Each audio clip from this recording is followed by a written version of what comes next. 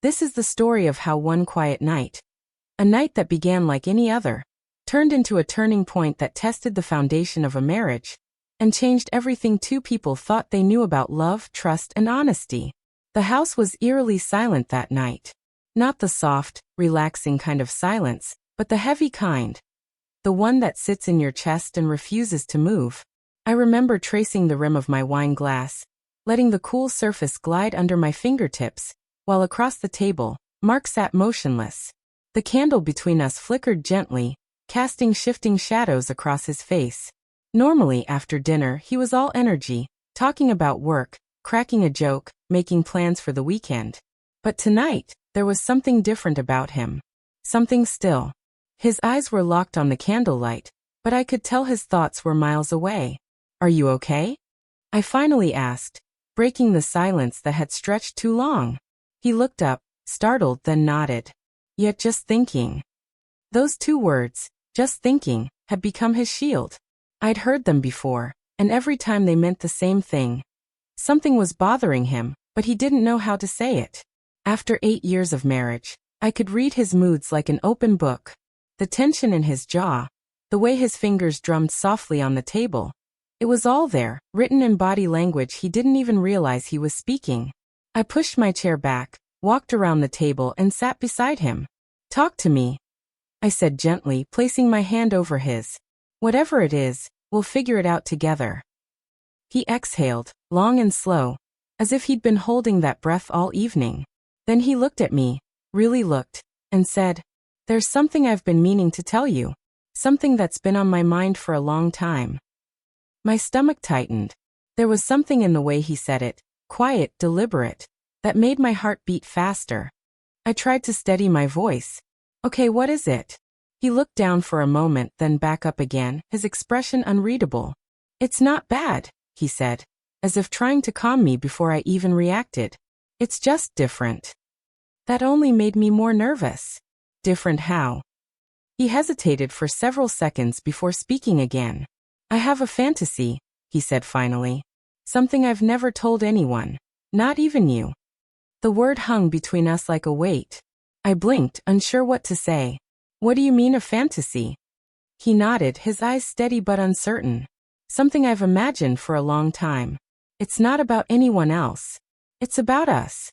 About doing something together that most couples never would." I stared at him, trying to make sense of his words. We'd shared everything. Or at least I thought we had. The idea that he'd been holding on to something like this for years made my mind spin. He must have seen the confusion on my face, because he reached for my hand again. "Please," he said softly. "Just hear me out before you say anything." So I nodded. What he said next changed the air in the room. Each word came out careful, hesitant, but it was clear he'd rehearsed this in his mind 100 times. When he finished, I just sat there in stunned silence, the words echoing in my head, refusing to settle. I didn't know how to respond.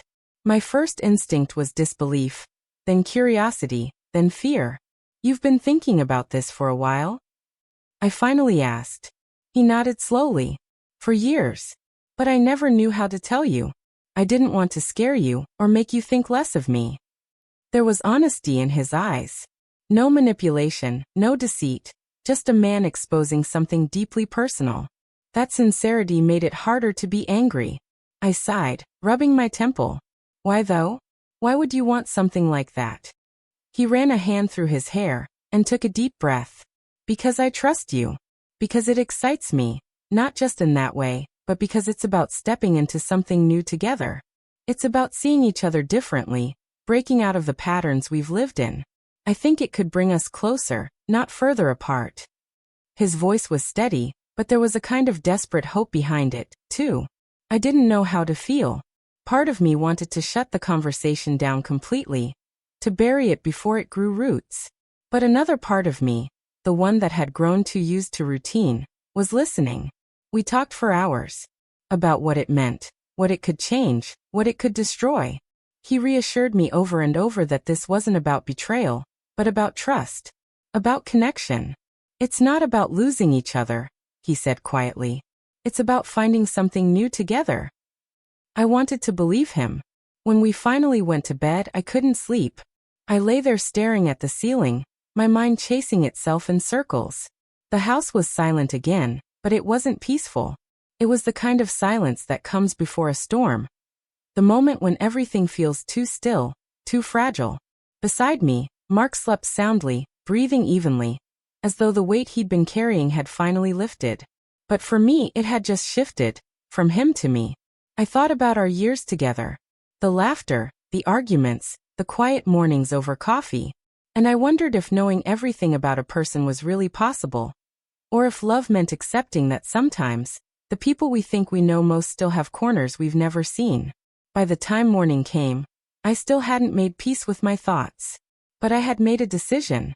When I walked into the kitchen, Mark was already there, pouring coffee like it was any other day. He looked up and smiled when he saw me. "Morning," he said softly. "Morning," I replied, my voice steady though my stomach was twisting in knots. I sat down, wrapped my hands around the warm mug, and before I could talk myself out of it, I said, "I'll do it." He froze mid-step. You will." I nodded. "If this is what you really want, if this is something you feel you need to explore, then yes. I trust you."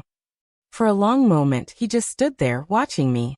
Then his face broke into a look of pure relief. He crossed the room, knelt beside me, and took my hands in his. "Thank you," he whispered. "You have no idea what this means to me." There was genuine gratitude in his voice, almost reverence. For a brief second, I allowed myself to believe him, to believe that this would somehow bring us closer like he said. But then, just as I started to breathe easier, he added softly, "I already have someone in mind." The words hit like a physical blow. I blinked. "You what?" He hesitated, then said a name. "David." The sound of it made my stomach twist. David, his best friend. The man who'd been in our lives for years. Who had eaten dinner in this house, shared laughs, helped fix the leaky faucet last spring. I felt my throat tighten. "You're serious?" He nodded. "I trust him.